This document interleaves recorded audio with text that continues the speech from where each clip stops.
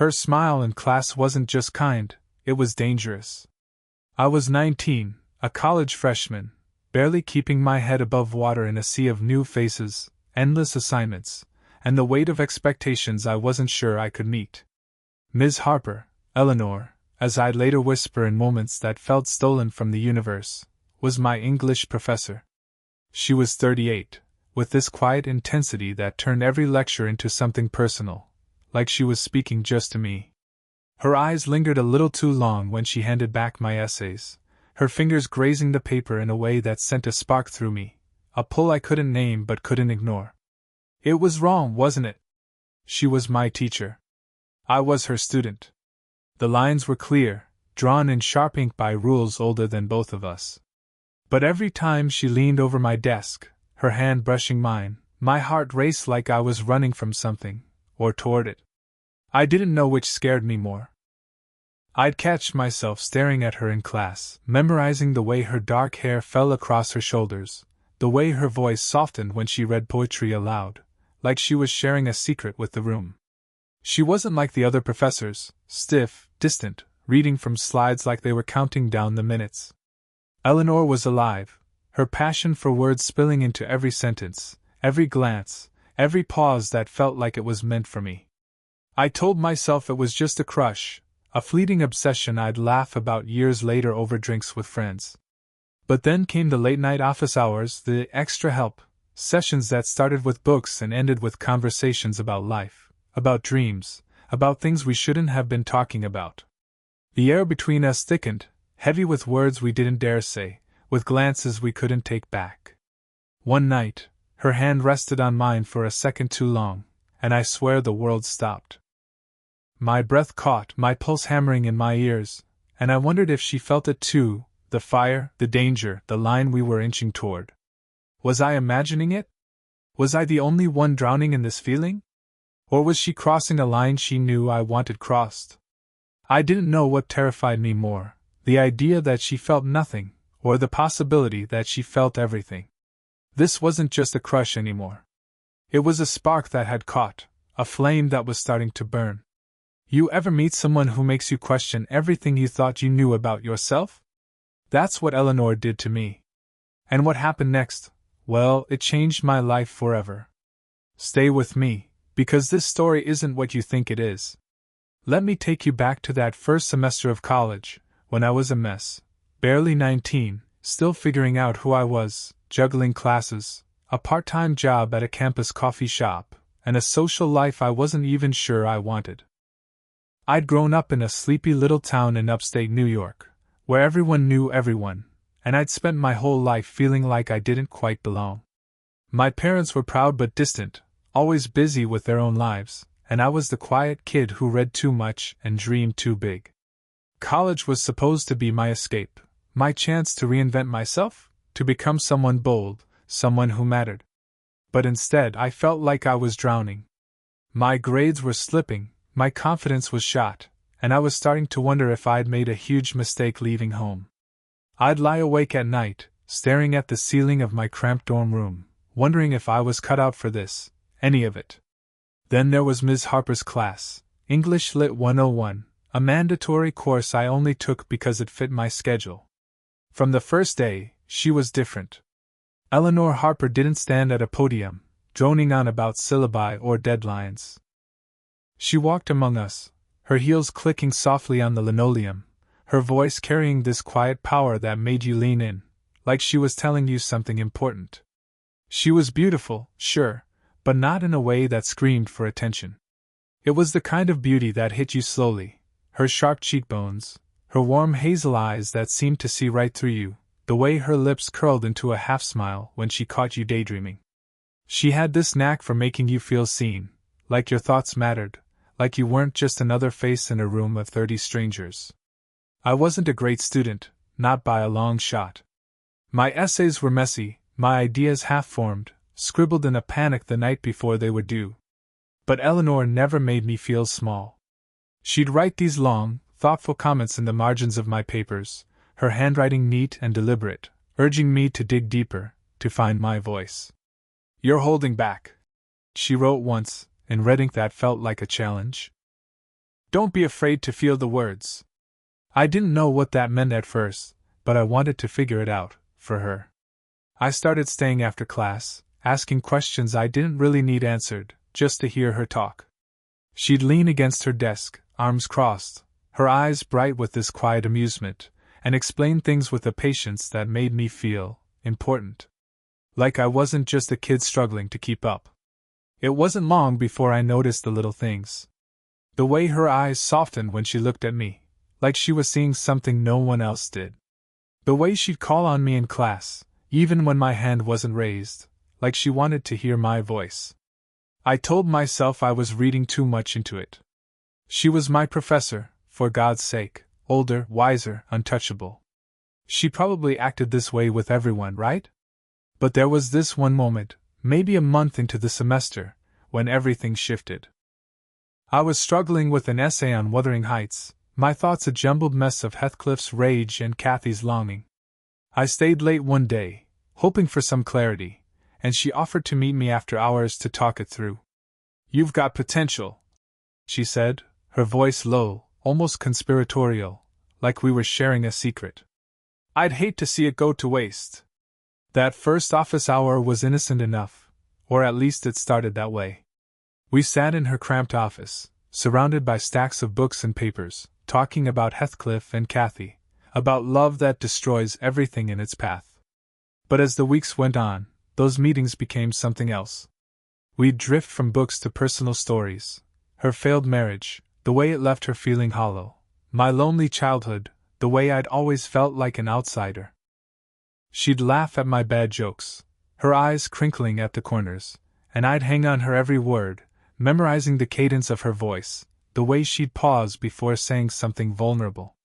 There was this unspoken tension, this electricity I couldn't shake.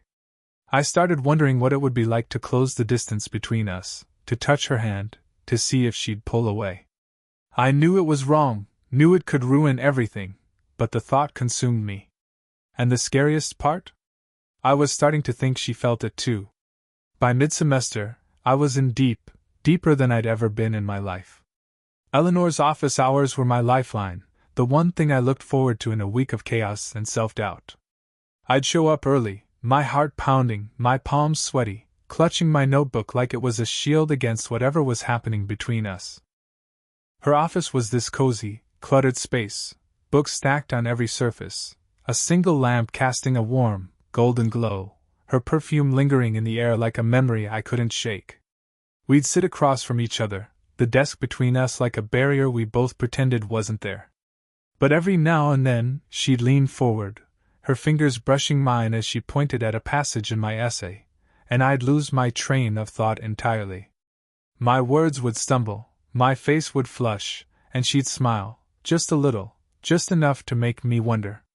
It was during one of those late-night sessions that things started to unravel. I was rambling about some half-baked idea for a paper on Emily Dickinson, my thoughts a mess of metaphors and half-formed arguments, when she stopped me. "You're not saying what you really feel," she said, her voice softer than usual, almost intimate. She was looking at me, not at my paper, not at the clock, but at me, her hazel eyes steady and searching. My throat went dry, my heart slamming against my ribs. I mumbled something about not understanding the assignment, but she shook her head, her lips curving into that half-smile that drove me crazy. "No, it's not about the assignment," she said. "It's about you. You're holding back, and I want to know why." I froze. What was I supposed to say? That I couldn't focus because I was too busy imagining what it would be like to kiss her? That every time she smiled at me, I felt like I was betraying some unspoken rule, some line I wasn't supposed to cross? I laughed it off, tried to change the subject, but she wouldn't let it go. "You're different," she said, almost to herself, her voice barely above a whisper. "You see things most people miss." Her hand was on the desk, inches from mine, her fingers still, but I swear I could feel the heat of her skin. For a second, I thought she might reach out, might close the gap between us. She didn't, but the air was charged, like a storm about to break, and I was caught in the middle of it. After that night, everything changed. Our conversations got more personal, more dangerous, like we were testing the edges of something we both knew we shouldn't touch. She'd tell me about her life, her divorce, how it left her feeling empty, how teaching was the only thing keeping her grounded. I'd share things I'd never told anyone, my fear of failing, my longing for something bigger than the small life I'd come from. We were careful, always careful, but the lines were blurring. A brush of her hand, a lingering glance, a smile that felt like a secret we were both keeping. I started noticing how she dressed differently for our meetings, nothing obvious, just a slightly unbuttoned blouse, a pair of earrings that caught the light in a way that made my chest tighten. Was I imagining it? Was I projecting my own feelings onto her? Or was she inviting me to see her differently, to see her as more than just my professor? The first real line was crossed on a rainy Thursday night, the kind of night where the world feels small and quiet, like it's holding its breath. I'd stayed late to finish a draft, and the campus was deserted, the hallways dark except for the soft glow spilling from her office. It felt like a sanctuary, the rain drumming against the windows, the rest of the world far away. We were laughing about something stupid, I don't even remember what, maybe a line from a poem or one of my terrible puns, when she reached out and tucked a strand of hair behind my ear. Her fingers lingered, warm against my skin, and I stopped breathing. My heart was a drum in my chest, loud and unsteady. "Your trouble," she whispered, but she was smiling, and her eyes were locked on mine, bright and unguarded. I didn't pull away. I didn't want to. That moment broke something in me, like a dam giving way. I started finding excuses to see her, extra questions about assignments, extra drafts I didn't really need her to read, anything to get her alone. She never said no. Our meetings stretched later, the conversations deeper, the silences heavier with everything we weren't saying. One night, she asked me to stay after everyone else had left a study group. "I need your opinion on something," she said, but when the door closed, she didn't talk about books. She talked about us. "This is dangerous," she said, her voice barely above a whisper, her hands clasped tightly in her lap. "You know that, don't you?" I nodded, but my heart was screaming, "I don't care." I wanted to tell her I'd risk it all, my grades, my reputation, everything, just to feel that spark again. But I didn't say it. I just looked at her, and she looked back, and the silence said everything. Then it happened. It was late, the campus quiet, the rain falling again, a soft, steady rhythm that matched the pounding of my heart. We were in her office, and I was ranting about some poem, Keats, maybe, or Shelley, something about longing and loss, when she stood up, walked around the desk, and stopped right in front of me. "Why do you keep coming back?" she asked, her voice raw, like she was tearing the words from somewhere deep inside. I didn't have an answer, not one I could say out loud. My mouth was dry, my thoughts a mess. So I stood up too, and suddenly we were too close, the air between us electric, heavy with everything we'd been holding back. She reached for my hand, her touch soft but deliberate, and I let her. Her fingers laced with mine, and I felt the weight of the forbidden in every inch of that contact. And when she leaned in, her lips brushing mine, I didn't stop her. I didn't want to. That kiss was everything, fire, guilt, longing, fear, all tangled together in a moment that felt like it could burn the world down. It was over in seconds, but it felt like a lifetime, like every choice I'd ever made had led to this. She pulled back, her eyes wide, her breath uneven, like she just realized what she'd done. "We can't," she said, but her hand was still in mine, her thumb tracing small, hesitant circles against my skin. I wanted to tell her I didn't care about the rules, about the consequences, about anything but her. But the words wouldn't come. All I could do was nod, my heart pounding, my mind racing with what came next. I knew we were on a path we couldn't come back from, and I didn't care. I was ready to let it consume me. After that kiss, nothing was the same. I couldn't focus in class, couldn't sleep, couldn't think about anything but her. Eleanor was everywhere. In my dreams, in the margins of my notebooks where I'd scribble her name without thinking, in the way my heart raced every time I walked into her classroom. But it wasn't just desire anymore, not just the thrill of the forbidden. It was something deeper, something that scared me because it felt too big, too real. I was falling for her, and I didn't know how to stop. I didn't want to stop. We tried to pretend it didn't happen, at least in public. In class, she was professional, her voice clipped and formal, her eyes skimming over me like I was just another student. But I could see it, the way her hands trembled when she handed me my graded papers, the way her smile faltered when our eyes met for a split second too long. Our office hours became a dance, a careful balance of pretending everything was normal while the tension between us grew unbearable. I'd catch her staring at me when she thought I wasn't looking, her expression unreadable, and I'd spend hours afterward dissecting it, wondering what she was thinking. Was she as lost in this as I was? Or was I just a mistake she regretted, a moment of weakness she wished she could take back? The secrecy made it worse, made every moment feel like a betrayal, not just of the rules, but of ourselves.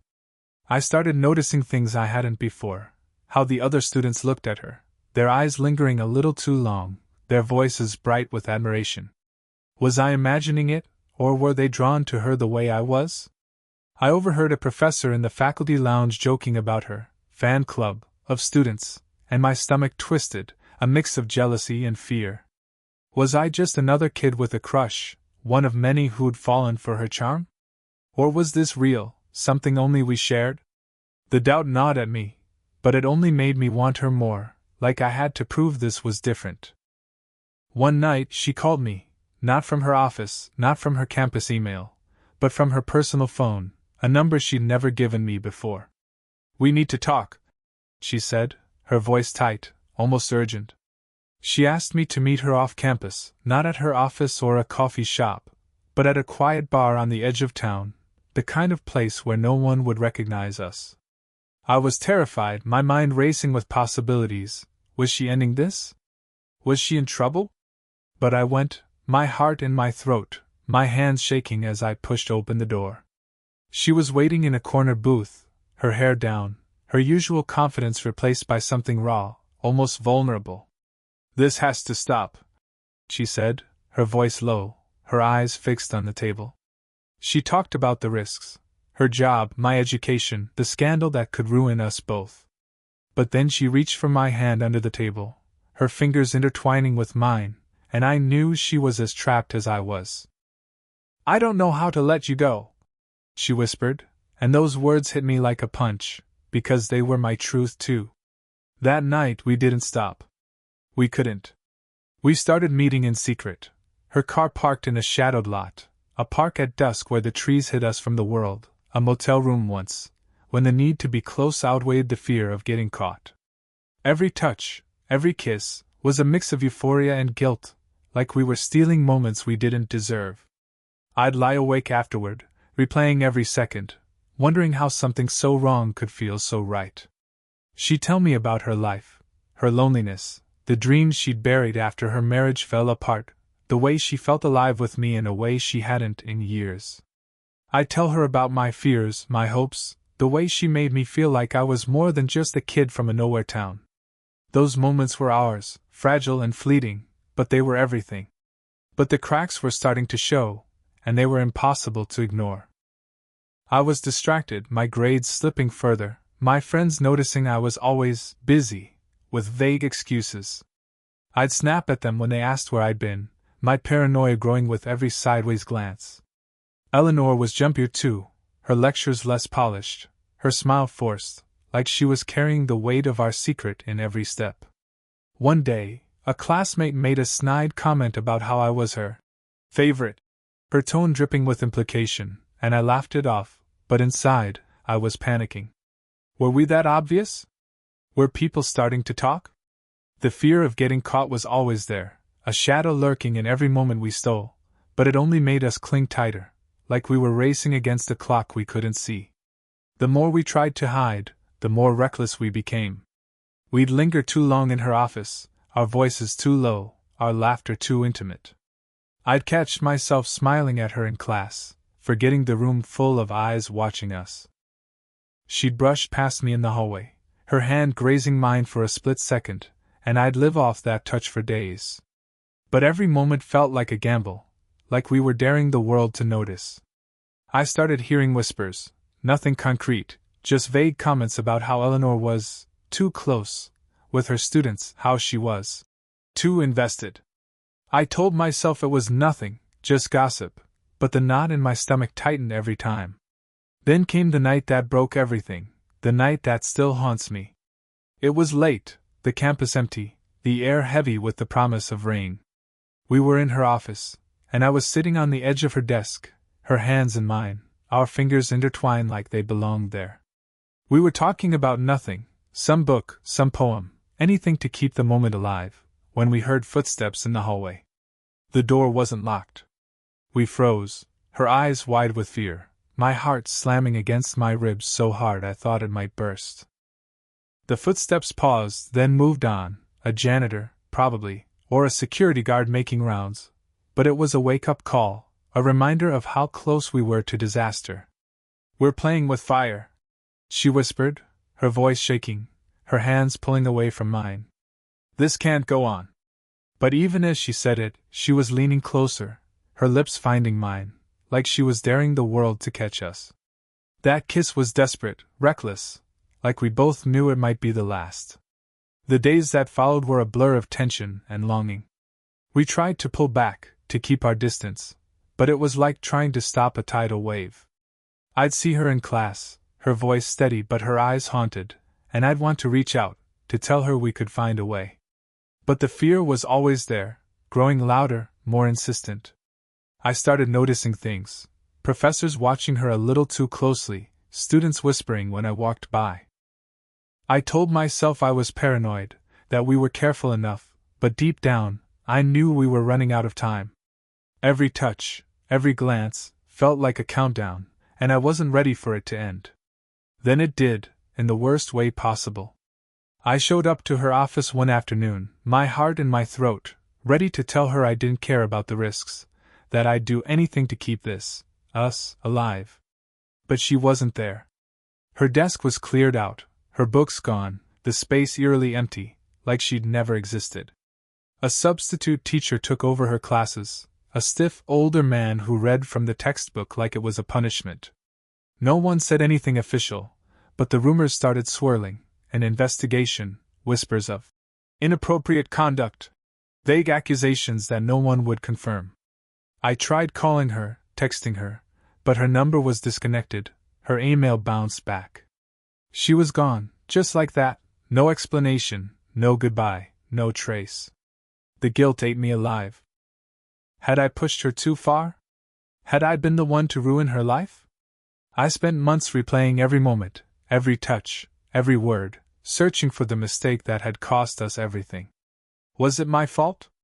Had I misread her, seen what I wanted to see instead of what was real? Or had she felt it too, that impossible, consuming thing that had pulled us together? I didn't know, and the not knowing was worse than anything. I stopped going to class, stopped caring about my grades, stopped pretending I could go back to the person I'd been before her. My friends tried to reach out, but I pushed them away, too lost in my own head to let them in. Then, one day, months later, a letter arrived. No return address, just a plain envelope with my name scrawled in her handwriting, neat, deliberate, unmistakable. My hand shook as I opened it, my heart pounding like it had that first night in her office. Inside was a single sheet of paper, her words simple but heavy. "You were never a mistake." But some things are too heavy to carry. That was it. No apology, no promises, no hint of where she was or what had happened. Just those words, sharp and tender, breaking my heart all over again. I read them over and over, trying to find some hidden meaning, some clue to what she was feeling. But they were all I had, and they weren't enough. I'm older now, wiser, maybe a little harder around the edges. I graduated, moved on, built a life that looks normal from the outside. But I still think about her, her smile, her touch, the way she made me feel like I was enough, like I was more than the sum of my fears and failures. Was it love? Was it obsession? Was it just a reckless moment that burned too bright to last? I don't know, and maybe I never will. All I know is that it changed me, carved itself into my soul in a way I can't erase. Sometimes, late at night, when the world is quiet and my thoughts are loud, I wonder if she's out there, thinking of me too. I wonder if she carries the weight of us the way I do, or if she's found a way to let it go. So, what about you? Ever had a crush on someone untouchable, someone who made you question everything you thought you knew? Someone who set your world on fire, even if it was doomed from the start? Drop it in the comments. I want to hear your stories, the ones that keep you up at night. And if this hit you as hard as it hit me, smash that like button and subscribe for more. You never know when a story might change your life too.